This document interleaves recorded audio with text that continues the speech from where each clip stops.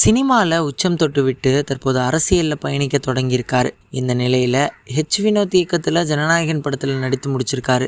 இந்த படத்திற்கு அனிருத் இசையமைக்க உள்ளார். இதுதான் தனது கடைசி படம் என்று விஜய் அறிவிச்சிருக்காரு. இதனால் இவரது ரசிகர்கள் மிகுந்த மன வருத்தத்தில் இருக்காங்க. அது மட்டும் இல்லாமல் தமிழ் சினிமா இண்டஸ்ட்ரிக்கு விஜயால் நஷ்டம் ஏற்பட வாய்ப்புள்ளதாக முன்னணி சினிமா பிரபலங்கள் தங்களின் கருத்துக்களை தெரிவிச்சிருக்காங்க.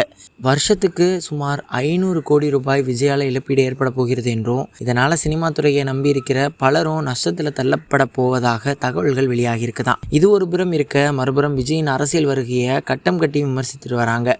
விஜயின் படத்தை எதிர்க்க திமுக புதிய திட்டத்தை போட்டுள்ளதாக மூத்த பத்திரிகையாளரும் சினிமா விமர்சகருமான வலைபேச்சு பிஸ்மி கூறியிருக்காரு. மேலும் அதில் ஆளுங்கட்சியான திமுக ஜனநாயகன் படம் பொங்கலுக்கு வெளியாக இருந்ததுனால அதற்கு போட்டியாக சிவகார்த்திகேயன் படம் பராசக்தி படத்தை கொண்டு வர திட்டமிட்டிருக்காங்களாம். ஜனநாயகன் படத்தை பொறுத்தவரை அது முழுக்க தெலுங்கு மசாலா படம். மசாலா படம் என்று சொல்வதை விட ஒரு மலிவான மசாலா படத்தின் ரீமேக் தான் ஜனநாயகன். அதில் சமகால அரசியலை திணித்து ரீமேக் படமாக மாற்றியிருக்காங்க. இந்த படம் விஜய்க்கு பாசிட்டிவாக இருந்தாலும் திமுகவுக்கு சேதாரத்தை ஏற்படுத்தும்.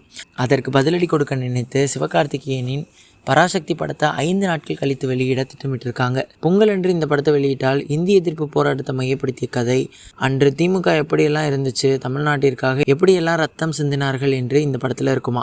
ஜனநாயகன் படம் திமுக மீது அவதூறு பரப்பினாலும் அதற்கு பதில் சொல்லும் விதமாக சிவகார்த்திகேயன் பராசக்தி படம் இருக்கும் அப்படின்னு சொல்லப்படுது.